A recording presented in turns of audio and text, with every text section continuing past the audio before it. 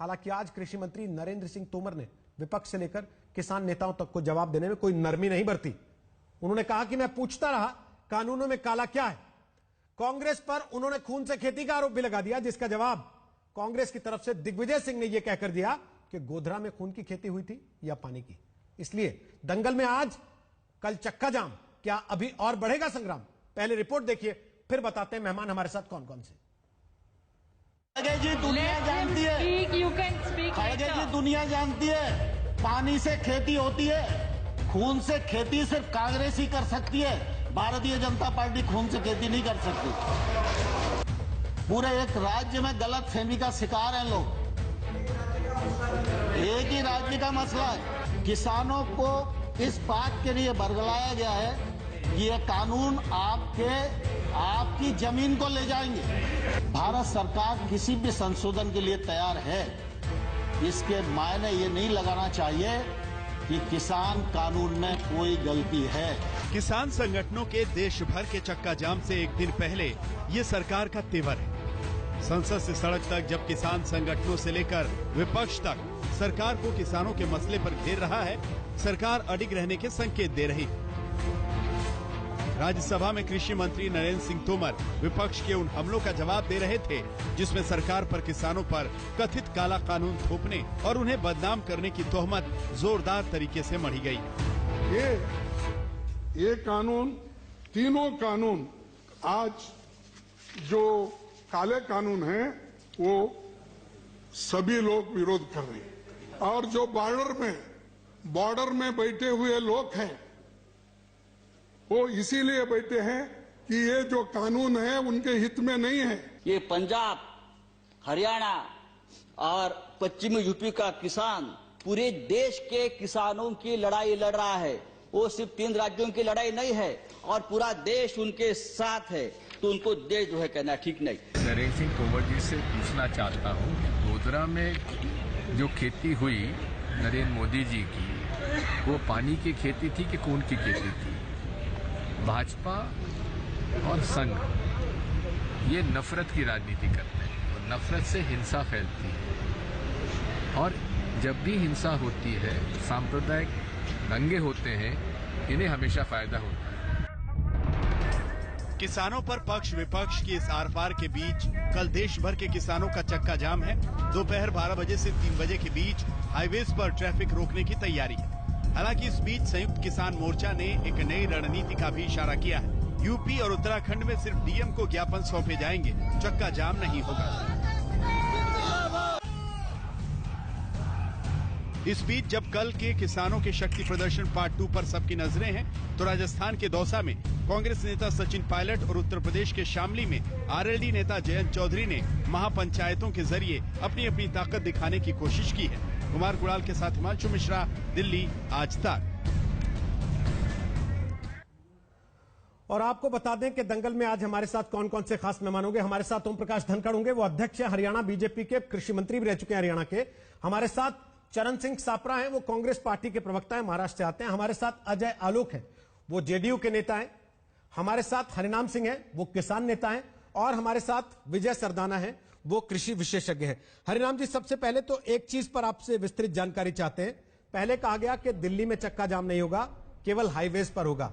अब यह कहा जा रहा है कि उत्तराखंड और उत्तर प्रदेश में भी चक्का जाम नहीं होगा। क्या आप बता सकते हैं कहां कहां होगा, कहां कहां नहीं होगा? देखिए रोहित जी, उत्तर प्रदेश और उत्तराखंड और दिल्ली में पहले ही कहा जा चुका था कि ये चक्का जाम नहीं होगा। और मैं आपको बता दूं, चक्का जाम नहीं था। जो इसको प्रसारित किया जा रहा है, हम जो 3 काले कानून हैं उसका ज्ञापन मात्र देंगे। ज्ञापन देना कल भी था और चक्का जाम नहीं होगा तब भी हमको जिलाधिकारियों को ज्ञापन देना है, प्रधानमंत्री के नाम संबोधित। और हम आपके माध्यम से ये कहना चाह रहे हैं, ये जो कानून है, जो भी राजनीतिक दल है, वर्तमान सरकार है, वर्तमान सरकार के मंत्री हैं, प्रवक्ता, इसको अच्छे से एक बात समझ ले, इसको किसी पूर्व के दंगे या दंगों की आशंका उससे जोड़ के उन घटनाओं से इस किसान आंदोलन को न जोड़ा जाए। हम 3 कानून जो हैं उसकी वापसी की बात कर रहे हैं और सरकार ने जो वार्ता का दौर बंद कर दिया था वो आपके माध्यम से कह रहे हैं कि जब देश के प्रधानमंत्री ने कह दिया एक काल दूर, तो हम तो एकदम 10 कदम पे बैठे हैं, चाहे जब बुला लो बात कर लो। बात करने को किसान तैयार हैं। फिर इतना लोकसभा में, राज्यसभा में, रोडों पे सब कुछ हल्ला गुल्ला हो रहा है। कोई खून की होली खेलने की बात कर रहा, कोई कुछ कह रहा। अरे कहाँ, हम तो वो किसान हैं, हमारे खेत में काम करते अगर बिच्छू सांप भी निकल आता है तो हम उसकी भी रक्षा करते हैं। हम आपके माध्यम से कहना चाहते हैं, हमको उस पचड़े में क्यों फंसा रहे हो? हम तो अपने हक की बात कर रहे हैं, देश का किसान हक की बात। जिस समय बात कर रहा हूं और आप ये क्लैरिफिकेशन दे रहे हैं कि हम कोई चक्का जाम नहीं करने वाले हैं, ठीक उसी समय संयुक्त किसान मोर्चा का एक बयान भी आ रहा है। वो टीवी पर यह जानकारी दे रहे हैं बाकायदे बताकर कि हाईवेज को जाम करेंगे, दिल्ली एनसीआर को छोड़ेंगे, बाकी जगह हाईवे जाम करेंगे। और मुझे याद है जब पहले प्रेस कॉन्फ्रेंस हुई थी संयुक्त किसान मोर्चा की, तो कहा गया था 12 से 3 बजे तक का ये चक्का जाम होगा, हाईवेज को हम रोकेंगे। तो क्या मैं ये समझूं संयुक्त किसान मोर्चा और राकेश टिकैत का भारतीय किसान यूनियन दोनों अलग अलग चल रहे हैं इस वक्त कल के कार्यक्रम को लेकर अपने? नहीं रोहित जी, देखिए ऐसा है, अभी यहाँ पर 1 घंटे पहले ये बात कह दी गई है कि उत्तराखंड और उत्तर प्रदेश और दिल्ली में पहले कहा जा चुका है कि यहाँ पे चक्का जाम नहीं होगा, मात्र ज्ञापन दिया जाएगा, मांग पत्र दिया जाएगा जिलाधिकारियों को। मतलब इसमें संयुक्त मोर्चा ना अलग है, ना टिकैत साहब अलग है। और इसको मैं रोहित जी आप कह रहा हूं कि इसको ज्यादा घुमा फुला के जलेबी काहे बनाई जा रही है। हम सीधी सी बात उस कानून की बात कर रहे हैं। अभी हम आपकी रिपोर्ट में सुन रहे थे, कोई वहाँ गुजरात के दंगे की बात कर रहा, कोई कहीं की बात कर रहा है। क्या मतलब है इन सारी बातों से? अरे सीधी सीधी किसान से सीधी बात करो। हम कोई राजनीति करने आए, हम कोई वोट बैंक बटोरने आए हैं। उसी के विवाद पर अभी नरेंद्र सिंह तोमर जवाब भी दे रहे हैं, वो भी आपको सुनवा देंगे। लेकिन हमारा पहला सवाल उस चिंता को लेकर है जो कल के दिन के लिए लोगों के मन में बैठी हुई है कि 26 जनवरी को जैसा हुआ था कहीं वैसी स्थिति तो नहीं हो जाएगी। आप कह रहे हैं हम और संयुक्त किसान मोर्चा अलग अलग नहीं है, लेकिन मैं आपके सामने बता रहा हूं हरिनाम जी, टिकैत जी ने साफ साफ कहा उत्तराखंड, दिल्ली एनसीआर और उत्तर प्रदेश हम केवल ज्ञापन देंगे। संयुक्त किसान मोर्चा कह रहा है कि हम सड़कें रोकेंगे, हाईवेज को रोकेंगे। तो किसको सही मानना है? भाई ये बात सिर्फ 3 राज्यों की बात कही गई है रोहित जी, उत्तर प्रदेश, उत्तराखंड और दिल्ली। बाकी तो देश में होगा, बाकी देश में होगा। जो कार्यक्रम पहले संयुक्त मोर्चा का तय था वो होगा, लेकिन इन 3 राज्यों में नहीं होगा। और जो कहा जाता है भाई 26 जनवरी की चाहे रोहित जी घटना ले लो, चाहे और ले लो, तो ये हम तो भाई यूपी उत्तराखंड को डिस्काउंट क्यों दिया ज्यादा इसको काहे कानूनी है? ये यूपी उत्तराखंड को कल चक्का जाम का डिस्काउंट क्यों मिला है? कोई खास कारण है उसका? दिल्ली को पहले ही कहा जा चुका था। नहीं, कोई कारण नहीं है, वो संयुक्त मोर्चा का अपना निर्णय है, संयुक्त मोर्चा का निर्णय है। संयुक्त मोर्चा ने निर्णय लिया है, सब किसान इसका अमल करेंगे, इसका पालन करेंगे। आपने कहा हम बातचीत को तैयार हैं, सरकार संसद में राजनीतिक बयानबाजी में ना पड़े, हमसे बात करें, सीधे बात करके खत्म करें। लेकिन टिकैत जी ने तो कल कहा कि हम या तो अब प्रधानमंत्री से बात करेंगे या फिर गृह मंत्री से बात करेंगे। सीधी बात की उन्होंने आज तक पर। कल आप देखेंगे रात में, कल चलेगी प्रधानमंत्री। रोहित जी आप एक बात बताओ, देश के प्रधानमंत्री हैं, हम लोगों ने उनको प्रधानमंत्री बनाया, चुन के बनाया, पूरे भाव से बनाया, पूर्ण बहुमत की सरकार दिया। अगर देश के प्रधानमंत्री, गृह मंत्री अगर बात कर लेंगे किसानों से तो क्या कोई बुराई है? या कोई हम अछूते हैं, या हम कहीं से अलग से आए हैं, और या अगर हमारे इस देश के किसानों के अंदर कोई बदबू आ रही है तो जो साबुन से नहा के प्रधानमंत्री से मिला जाता वो साबुन बता दे, हम उससे नहा के चले आएंगे, एक बार हम भी उससे स्नान कर लेंगे। भाई इसमें ज्यादा इसमें माथा पच्ची करने की कोई जरूरत ही नहीं है। हरिनाम जी आप तो कोई जरूरत नहीं है। देश के प्रधानमंत्री हैं। आपकी बातों से समझ में आ रहा है कि आप राजनीति अच्छे से जानते हैं। रोहित, क्या आपने प्रधानमंत्री से मुलाकात के लिए समय मांगा है, औपचारिक तौर पर निवेदन किया है, या टीवी पर, क्योंकि आप लोगों ने कई दफे बोला कि पीएम आए बात करें, तो आप ये उम्मीद कर रहे हैं कि टीवी देख के वो आ जाएंगे और गाजीपुर पे बैठ जाएंगे आपसे बात करने? अच्छा रोहित भाई, हम तो आपसे ये कह रहे हैं हाथ जोड़ के कि भाई देश के प्रधानमंत्री अगर वो हमारे बीच में आ जाएंगे, या एक काल राकेश टिकैत जो हमारे नेता है उनका नंबर होगा, कहीं से ले लेंगे, तब आपके पास भी होगा, उनका नंबर दे दो, बात कर लें, इसमें कौन सी बुराई हो जाएगी? अरे कोई युद्ध थोड़ो हो रहा, ना हम कोई पाकिस्तान से आए हैं, ना हमारे प्रधानमंत्री कहीं से आए हैं। प्रधानमंत्री का सम्मान होना चाहिए, प्रधानमंत्री के सम्मान के साथ में वार्ता होगी। कोई ऐसी बात थोड़ो कि देश के प्रधानमंत्री का कहीं सर किसान और देश का किसान यूनियन नीचा होने देगी, कहीं उनको कोई वो बात नहीं है। मतलब हम उनका सम्मान करेंगे, हमने उनको बिठाया है। अगर रास्ता भटक गए हैं तो हम रास्ते की बात कर रहे हैं, इसमें कौन सी बुराई हो जाएगी रोहित भाई? भाई क्या मतलब, एक बार हम भी देख ले, प्रधानमंत्री से बात कर ले, हमारे लोग भी देख ले। अरे चले आए प्रधानमंत्री जी के तो तमाम लोगों से मिलने के इतिहास है, न जाने किन किन समाज के लोगों से मिले हैं, सब कुछ तो किया है प्रधानमंत्री जी ने। एक बार देश के किसानों के बीच में आ जाए, कौन सी बुराई हो जाएगी? हम तो यही कह रहे हैं, भगवान सद्बुद्धि दे दे।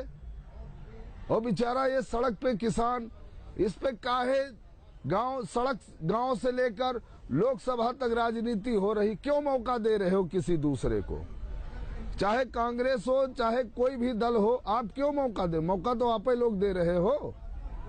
भाई एक कोई गाली दे रहा है, आप उसको जवाब दोगे तो भाई वो और कुछ कहेगा, ज्यादा कुछ कहोगे हाथापाई करेगा, तो आप क्यों मौका दे रहे हो किसी को बोलने का? बात सरकार, जिस सरकार को हमने चुना है, उस सरकार और किसान के बीच की बात है।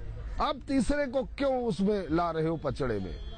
हम दो लोग बैठ के बात कर लेंगे, इसमें रोहित जी कौन सी बुराई है? आप बता दो अगर मैं कोई गलत बात कह रहा हूँ, या भारत सरकार को कह रहा हूँ, देश के प्रधानमंत्री को कह रहा हूँ, कृषि मंत्री को कह रहा हूँ, गृह मंत्री को कोई बात कह रहा हूँ।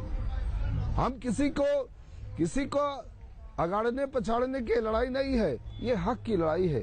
रोहित भाई, हम घाटे की खेती कर रहे हैं। मैं आपको बता रहा हूँ, मैं किसान हूँ, उसके बाद किसान सेवक हूँ। इस बार 1868 रुपया धान का एमएसपी था। आप पता करा लो ईमानदारी से, गोरखपुर से मुख्यमंत्री उत्तर प्रदेश जी आते हैं, वहां से पता करा लो, ग्राउंड रिपोर्ट मंगा लो, 900,000 रुपये में धान बिका है, 900,000 रुपये में। आप लखीमपुर, पलिया, पीलीभीत, बाराबंकी 3-3, 4-4 हजार टाली जो है 3-3, 4-4 महीने खड़ी रही, कोई सुनने वाला नहीं।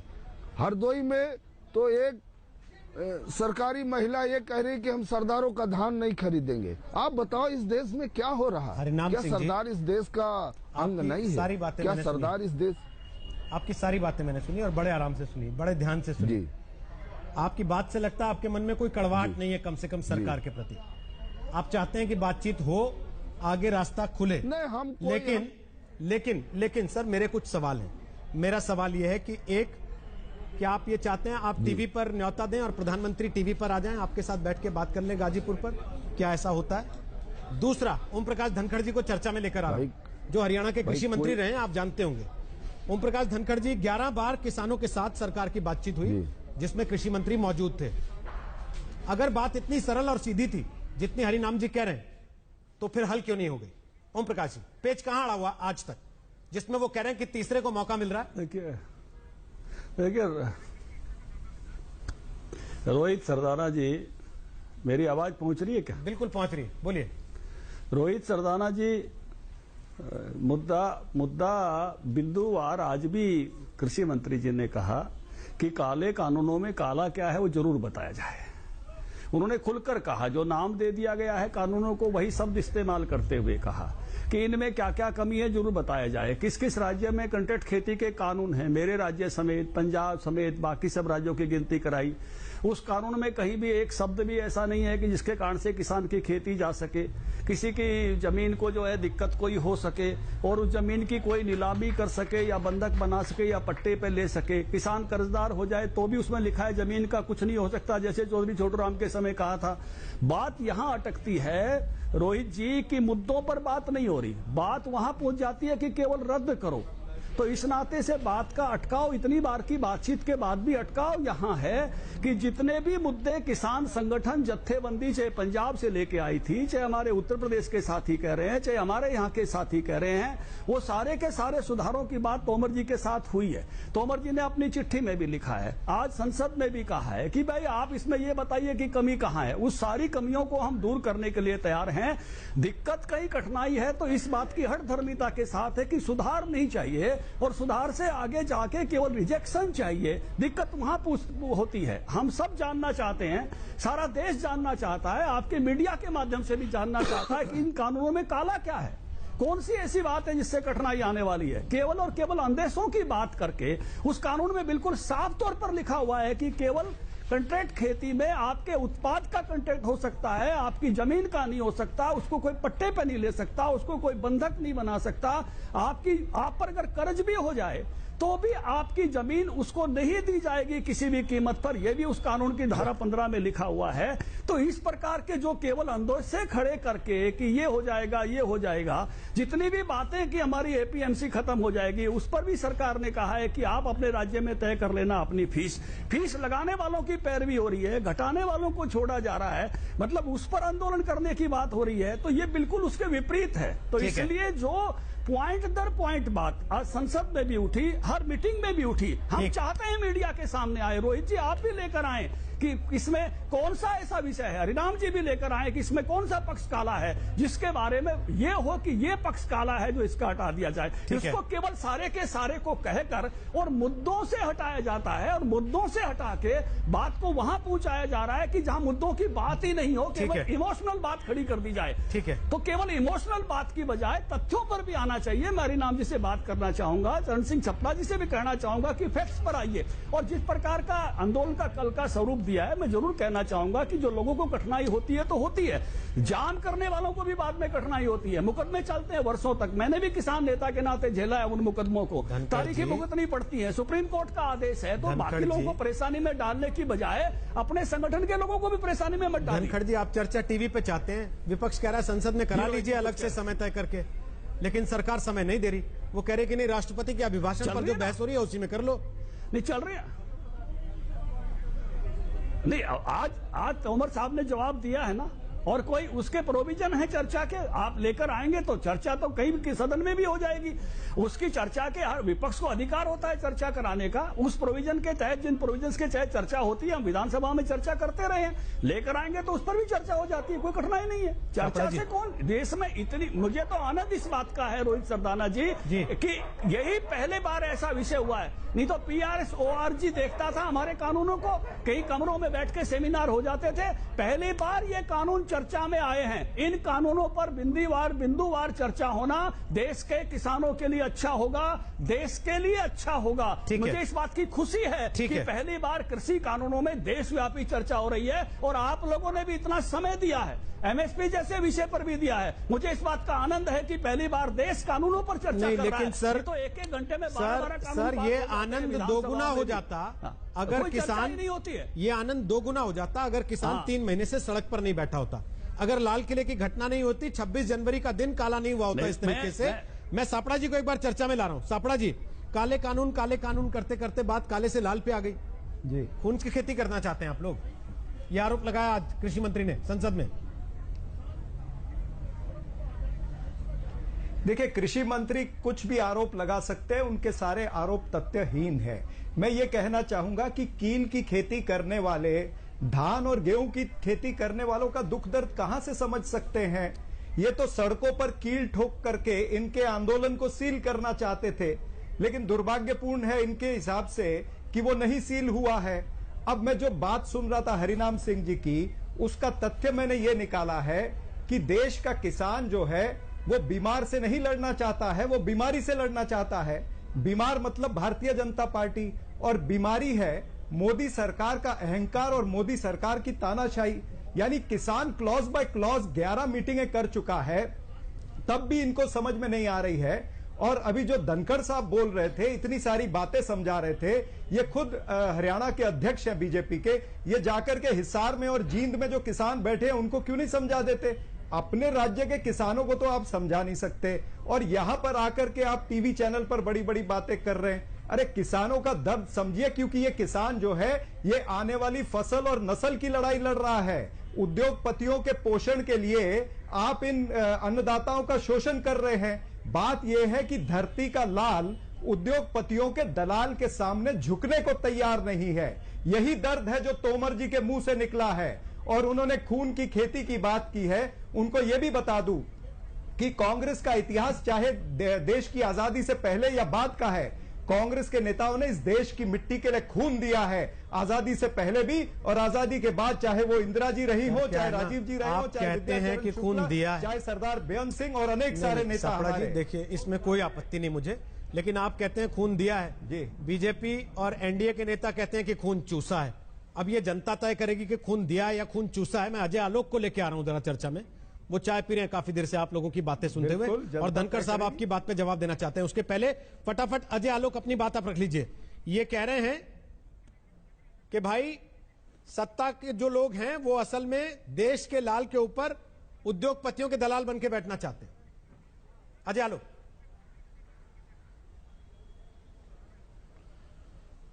देखिए रोहित जी, ये बात तो मुझे कुछ उल्टी लगती है, क्योंकि जिस राज्य में हो रहा है ये मुखर आंदोलन है, चाहे वो पंजाब हो, हरिनाम जी बैठे हुए हैं वो बताएंगे, चाहे वो पंजाब हो चाहे महाराष्ट्र हो, कॉन्ट्रैक्ट फार्मिंग तो पहले से हो रही है। हाँ, ये अलग बात है कि वहां पे कॉन्ट्रैक्ट फार्मिंग की जमीन जो ली हुई है वो थोड़ा हिंदुस्तान यूनिलीवर और बाकी विदेशी कंपनियों द्वारा ली गई है, जहां पे किसान अपनी जमीन दे रहे हैं। किसान को जब बोला जा रहा है सरकार के द्वारा कि कानूनों पर चर्चा करो क्लॉज बाय क्लॉज, तो किसान भाग जा रहे हैं कि नहीं भाई, हमें चर्चा ही नहीं करनी है, तुम कानून वापस ले लो, बस आगे बात ही नहीं करेंगे। तो जिस कानून से महाराष्ट्र में कांग्रेस फूले नहीं समाती है, पंजाब में कैप्टन अमरिंदर सिंह फूले नहीं समाते हैं, तो उस कानून, किस कानून को वापस लेने की बात कर रहे हैं आप? तो वो कानून ऑलरेडी लागू करके बैठे हुए हैं। पहले कैप्टन अमरिंदर सिंह को बोलिए, कांग्रेस महाराष्ट्र में बोलिए कि जरा बंद कर दें ये कॉन्ट्रैक्ट फार्मिंग वहां पे, तब तो आपकी विश्वसनीयता समझ में आएगी।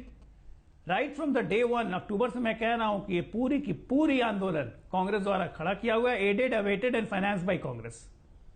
इनका एक ही मकसद है, कैओस फैला के रखो, पर भी बात सिर्फ कैओस फैला और कुछ नहीं।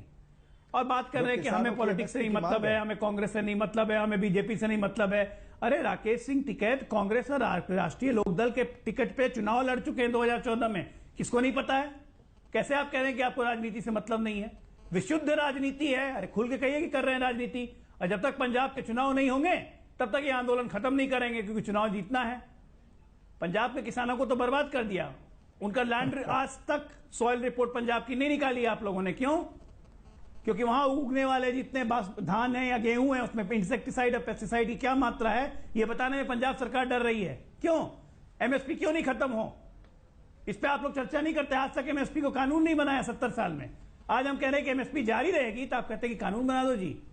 अरे कानून तो बना हुआ है, एमएसपी बढ़ा दी हमने, उस पर कोई जवाब नहीं देते, ना संसद में ना कहीं। ठीक है, एक आदमी बात नहीं करता है उस बात पे कि एमएसपी कहां थी, कहां से गई। मैं उत्तर दे दूं इनका। 10,000 करोड़ पे डाल गया, उसकी चर्चा नहीं करेंगे, बस कानून हटा दो जी। एक तरफ आप कन्वीनियंस, कांग्रेस का मतलब C for Congress, C for convenience and C for corruption, और कुछ नहीं। ठीक है, एक तरफ आपका आरोप है जो बीजेपी भी पहले लगाती रही कि ये कांग्रेस द्वारा पोषित आंदोलन है, और दूसरी तरफ अब तो मसला अंतर्राष्ट्रीय साजिश का भी आ गया कि दुनिया भर में अगर सितारे उसको लेकर ट्वीट करने लगे तो कहा गया कि उसके पीछे खालिस्तान का हाथ है, उससे जुड़ी हुई संस्था इसको प्रमोट कर रही थी। विजय सरदाना हमारे साथ है, कृषि विशेषज्ञ, उनसे जरा पूछेंगे वो क्या कहते हैं। छोटे से ब्रेक के बाद लौट रहे हैं और ओम प्रकाश धनखड़ जवाब देंगे चरण सिंह सापरा की बात। छोटे से ब्रेक, दंगल जारी, आप देखते रहिए आज तक।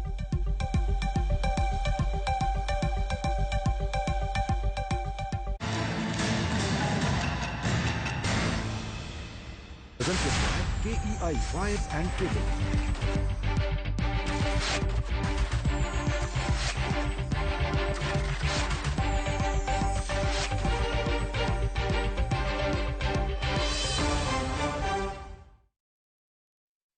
आपका जो आंदोलन अच्छा भला चल रहा था, हाँ, हिंसा कैसे होगी? कहाँ हुई? ये देखिए जो चाल है कि हिंसा करवा कर आंदोलन को माफी मांग कर खत्म कर दो। जो हिंसा है उसके लिए आपको कोई जिम्मेदार नहीं है। आप उसके लिए माफी नहीं मांगेंगे? हम क्यों माफी किसान आंदोलन की तरफ से? नहीं, क्यों माफी मांगेंगे?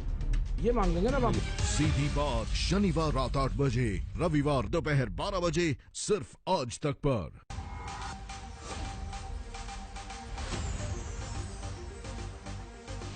आज तक के बेमिसाल 20 साल और एक नया अंदाज।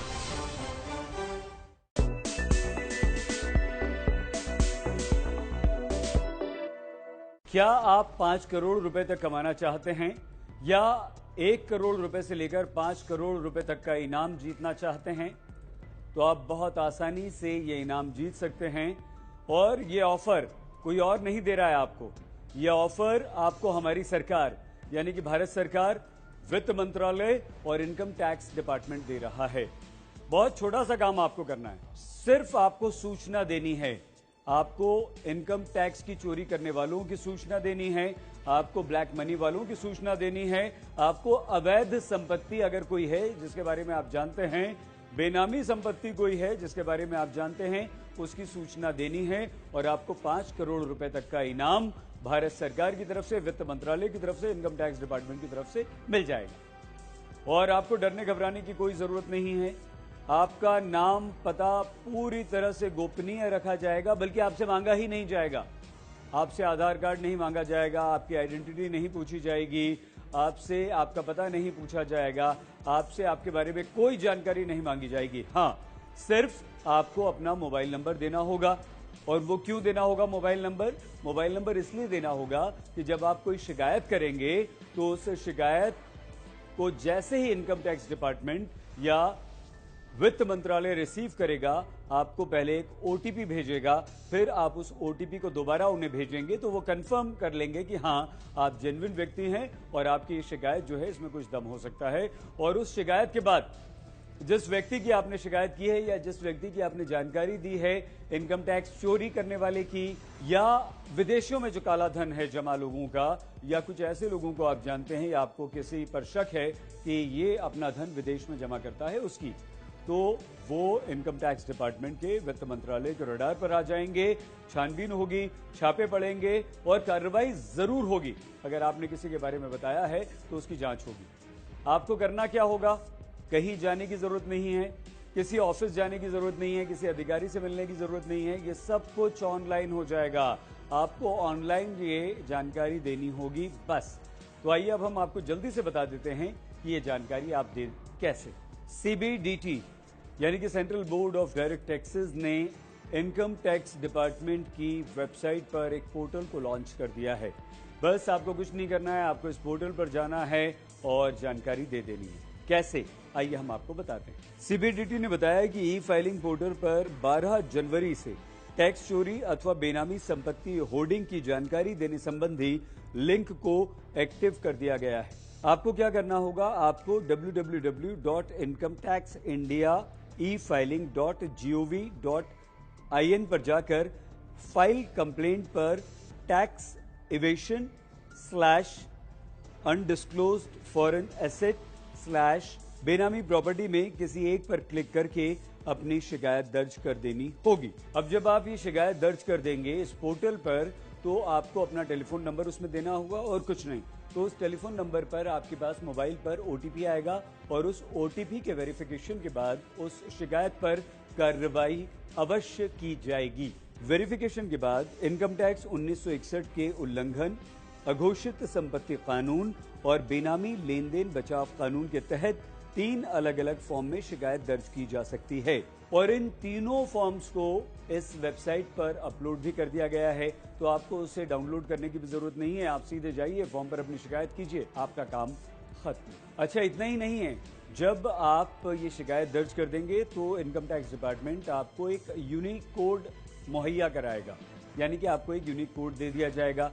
इस कोड का मतलब ये हुआ कि अब आपकी शिकायत रजिस्टर हो चुकी है, जिसकी शिकायत आपने की है उस पर कार्रवाई होगी और आप अपना स्टेटस वेबसाइट पर इस यूनिक कोड की मदद से हमेशा चेक कर सकते हैं कि उस पर कार्रवाई हुई है या नहीं हुई है। सबसे इंपॉर्टेंट महत्वपूर्ण बात यह है कि डरने घबराने की बिल्कुल जरूरत नहीं है। आपकी पहचान पूरी तरह से गोपनीय रखी जाएगी, किसी को आपके बारे में कुछ पता नहीं चलेगा और साथ ही साथ 5 करोड़ रुपए तक का इनाम भी आप बहुत आसानी से जीत सकते हैं।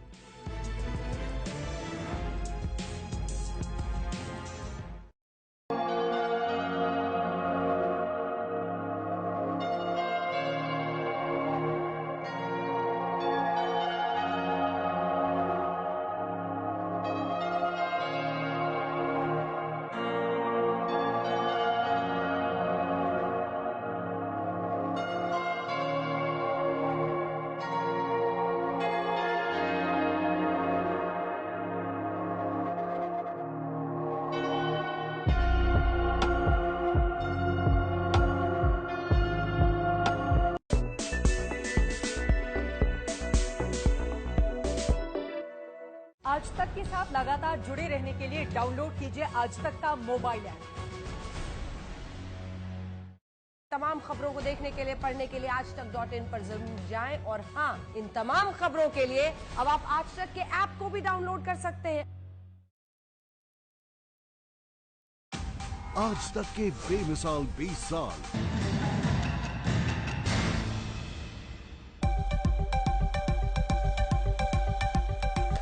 ब्रेक के बाद एक बार फिर से आपका स्वागत है। दंगल आप देख रहे हैं। सवाल ये कि कल चक्का जाम है क्या और बढ़ने वाला संग्राम है। हालांकि उत्तर प्रदेश, उत्तराखंड, दिल्ली, एनसीआर, यहां चक्का जाम का असर नहीं होगा।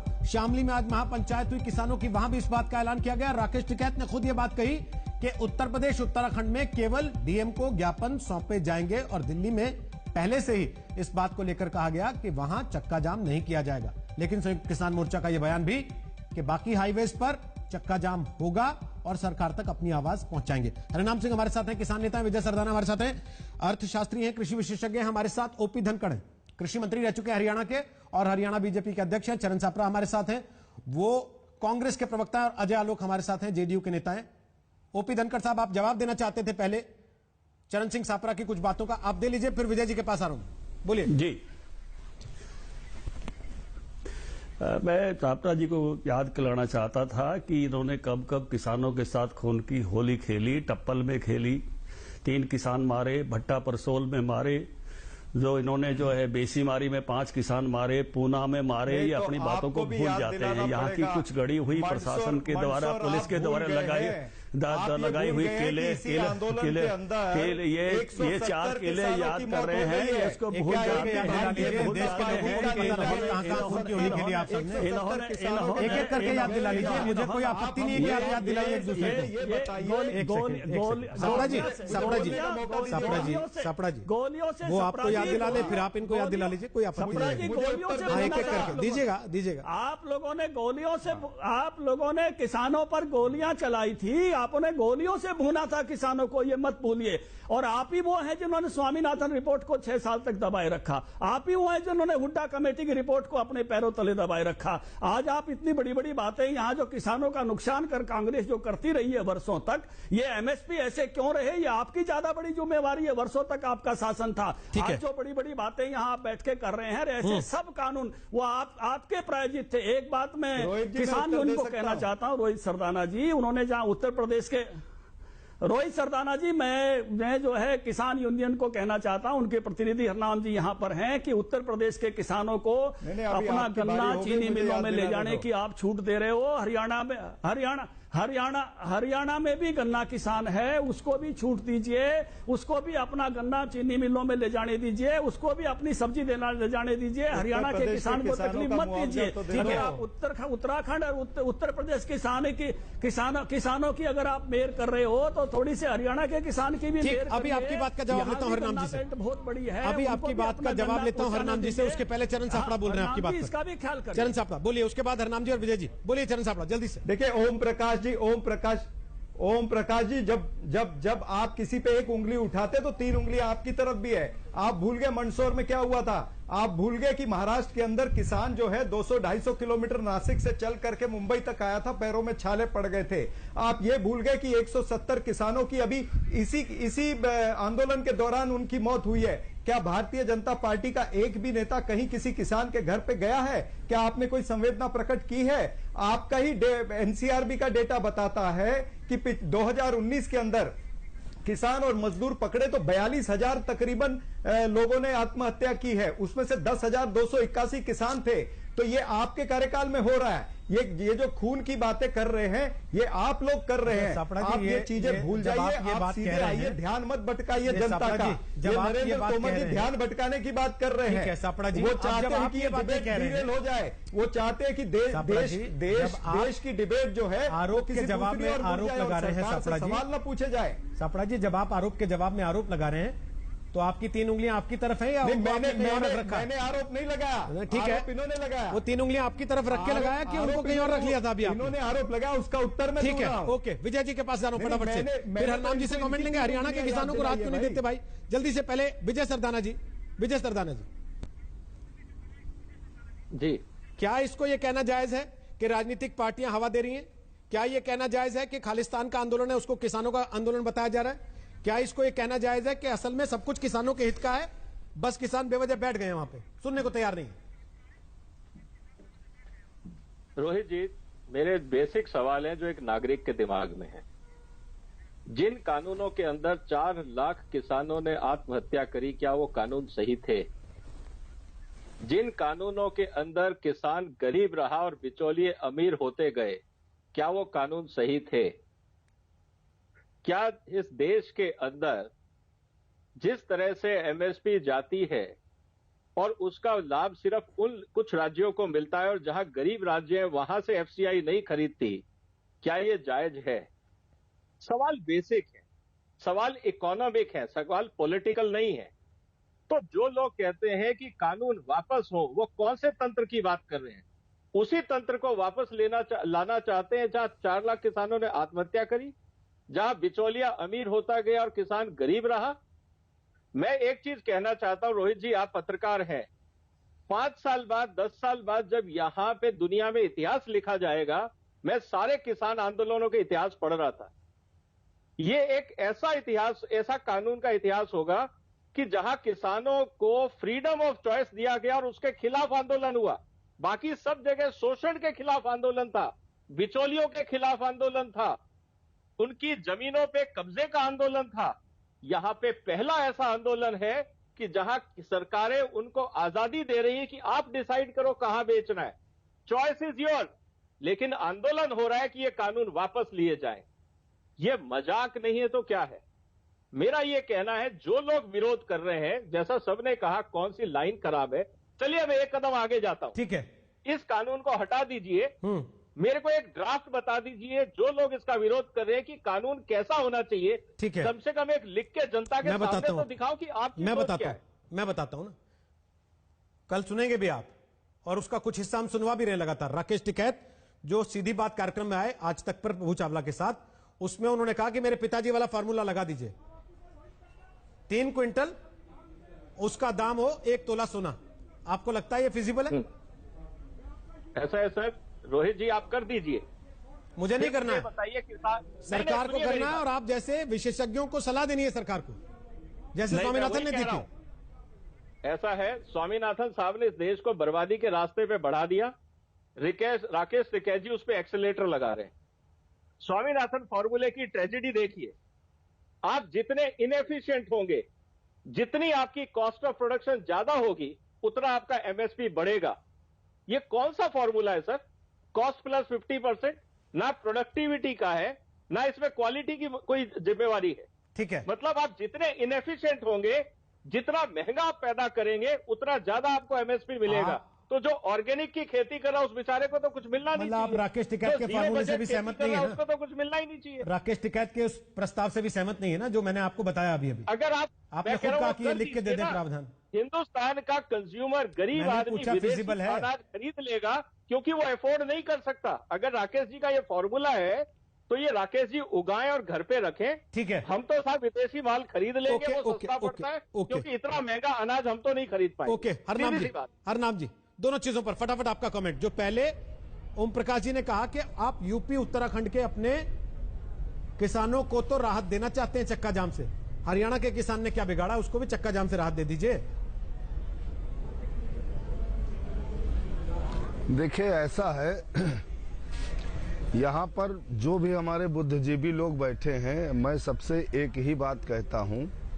सब लोग ये कह रहे हैं, अभी हमारे जो आखिरी में साथी बोल रहे थे वो कह रहे हैं हम तो विदेशी सामान खरीदें।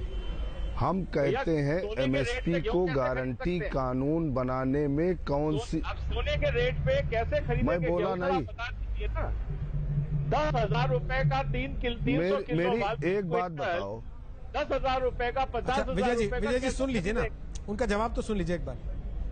भाई अगर ना बोलने दो तो हम चुपचाप बैठे हैं। हम यहाँ धरने पर आंदोलन में बैठे हैं। आप बुद्धिजीवी लोग हो, आप बुद्धिजीवी लोग हो, आप बहस कर लो, हम बहस आपसे करने नहीं आए हैं। हम एमएसपी को गारंटी कानून मांग रहे हैं। आप बताओ, सुनते जाओ, रोहित जी इनको समय दे देना। मैं ये कह रहा हूं कि उत्तर प्रदेश में जब विधानसभा के चुनाव हुए तो देश के प्रधानमंत्री जी ने कहा कि जो गन्ना किसान गन्ना देगा उसको 14 दिन में भुगतान होगा। ठीक, इस बार गन्ना किसानों की जो पर्ची आ रही है उसमें 0-0 लिख के आ रहा है। आप चाहे कांग्रेस की सरकार रही हो उत्तर प्रदेश में या और जितनी भी सरकारें रही हों, हम सबसे, और मैं जमीन का आदमी हूं, मैं बता रहा हूं, आज भी गन्ने एक ट्राली 22 क्विंटल की गन्ने की जो ट्राली जाती है, 2 से 2.5 क्विंटल गन्ना क्रय केंद्र पर चोरी होता है। रोहित भाई, ये दावा कर रहा हूं मैं। जब भी आप अपनी टीम को लगा देना, मैं आपको दिखा दूंगा कि किसान के साथ हर ट्राली में 2 क्विंटल गन्ना चोरी होता है। नंबर 1। दूसरा, जो धान का एमएसपी का मसला है, इस बार पूरे उत्तर प्रदेश में, मैं पूरब से आता हूं, मैं आपको बता दूं, कहीं पर भी 40-40 दिन 50-50 दिन किसान टाली लगा के खड़े रहे, ट्रालियों में धान जम गया, उन बेचारों को धान नहीं खरीदा गया। अब बाड़े पर जाके सरकार यही तो कह रही है बेचने को मजबूर। कि नए बिल आएंगे तो ये समस्या नहीं होगी। फिर क्या आपको लगता है कि ऐसे समस्या नहीं होगी? फिर रोहित भाई मैं वही आखिरी में कह रहा हूँ, हम कहते हैं इतने बुद्धिजीवी लोग हैं, आज तक के बहुत बड़ा चैनल है, आप एक कैमरा लगा दो, जो ये हमारे बुद्धिजीवी साथी बैठे हैं ये आ जाएं। ये सिर्फ मैं लखनऊ से बिलोंग करता हूं, मैं कह रहा हूं कि मेरी तहसील सदर है, मैं अपने गांव नौबस्ता कला से अगर उन्नाव की मंडी में धान ले जाता हूं, 1868 में कौन सा फार्मूला है इस देश का? भारतीय जनता पार्टी है। बुद्धिजीवी लोगों मुझको बता दो, चलिए कि इस देश की मंडी में बासमती का, सुन लो रोहित भाई, बासमती का धान जो पश्चिमी उत्तर प्रदेश का है, हरियाणा के बजाय पाकिस्तान में बिकेगा क्या? वो जाके उत्तराखंड में बिकेगा या लखनऊ में बिकेगा? चलिए सर, समय इजाजत नहीं दे रहा इसके आगे हरनाम जी, लेकिन सवाल यह है कि जो बातें टीवी चैनल पर हो जाती हैं वो संसद में क्यों नहीं हो पा रही? और जब किसान नेता और देश के मंत्री आपस में बैठकर बात कर रहे थे 11 बार, तब क्यों नहीं हो पा रही थी? और तब नहीं हो पाई तो क्या आगे भी नहीं होगी? ऐसे ही सड़क पर चक्का जाम या फिर धरना चलता रहेगा? एक छोटे से ब्रेक के बाद हमारे आखिरी पड़ाव पर होंगे। तो जो सवाल हमने आज आपसे पूछा था उसका जवाब आपने क्या दिया, बताएंगे ब्रेक के बाद। आप देखते रहिए आज तक, दंगल जारी है।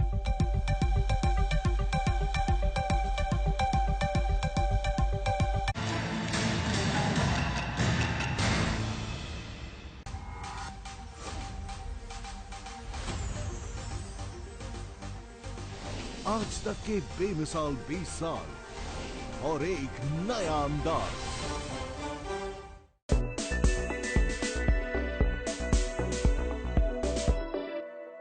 दुनिया में अमीरों की कमी नहीं है।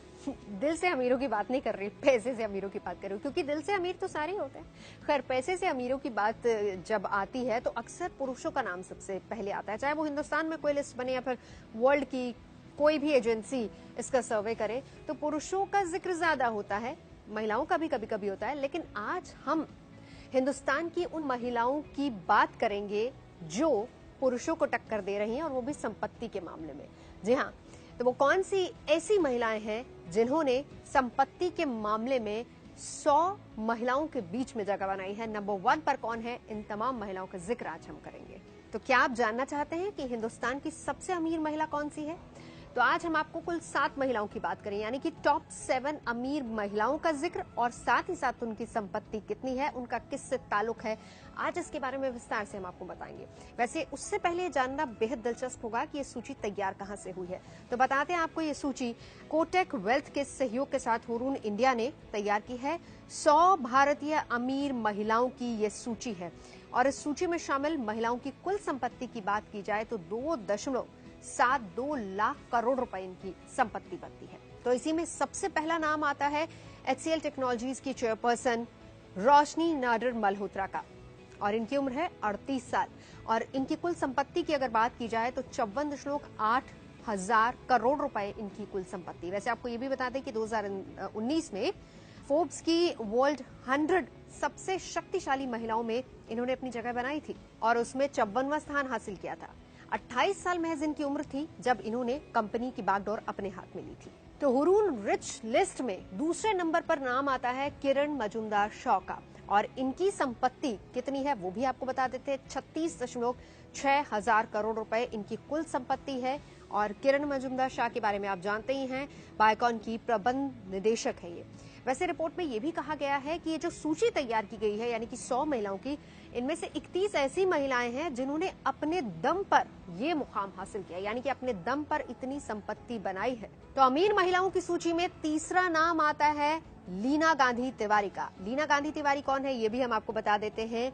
लीना गांधी तिवारी USV कंपनी के चेयरपर्सन हैं, और USV इंडिया को लीना तिवारी के पिता विठल गांधी ने 1961 में बनाया था, जिसके बाद लीना ने फिर इस कंपनी की बागडोर अपने हाथ में संभाली। लेकिन कुल संपत्ति इनकी कितनी है ये भी जानना बहुत दिलचस्प है। जी हाँ, 21,340 करोड़ रुपए की संपत्ति इनके पास है। तो हुरून रिच लिस्ट में चौथे नंबर पर किसका नाम आता है बताते हैं आपको। चौथे नंबर पर नाम आता है नीलिमा मोटापाटी का, जिनकी कुल संपत्ति है 18,620 करोड़ की, और इनकी कंपनी डिविस लेबोरेटरीज है। और इसके साथ ही साथ आपको ये भी बता देते हैं कि 5वें नंबर पर कौन है इस लिस्ट में, राधा वेम्बू, जिनकी कुल संपत्ति 11,590 करोड़ की है, और इनकी कंपनी का नाम है जोहो। तो छठे नंबर पर एरिस्टा नेटवर्क्स की मालकिन यानी कि जयश्री उल्लाल का नाम आता है, और इनकी कुल संपत्ति है 10,220 करोड़। तो 100 महिलाओं की सूची में इन्होंने 6वां स्थान हासिल किया है। और इसके साथ ही साथ रेणु मुंजाल जो कि 7वें नंबर पर आती है, और इनकी कुल संपत्ति है 8,690 करोड़ की, और इनकी कंपनी हीरो फिनकॉर्प। लेकिन इनमें सबसे दिलचस्प बात उन 31 महिलाओं की है जिन्होंने अपने दम पर इतना मुकाम हासिल किया, यानी इतनी संपत्ति हासिल की है। इसे कहते हैं विमेन पावर। तो आज की तारीख में कहना गलत नहीं होगा कि महिलाएं मर्दों को हर मोर्चे पर बराबर की टक्कर दे रही हैं।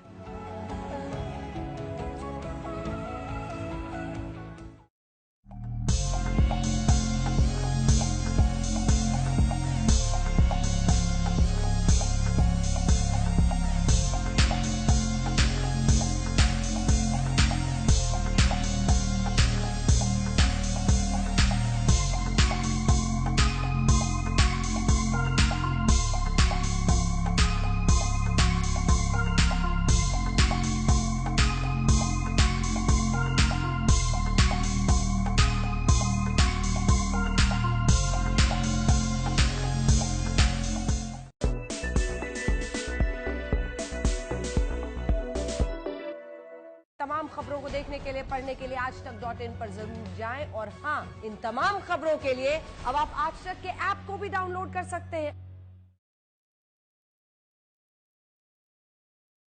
सरकारी बाकी चीजें भी तो होती है खेती के अंदर, सब्जी की है, बाकी चीजें हैं, फूड प्रोसेस, हर चीज की MSP तो हो नहीं सकती ना। जितनों पर उतने पर तो कर दो। प्रधानमंत्री का पायलट प्रोजेक्ट है डिजिटल इंडिया कैंपेन, हमको भी उससे जुड़वा दो। सीधी बात शनिवार रात 8 बजे, रविवार दोपहर 12 बजे, सिर्फ आज तक पर।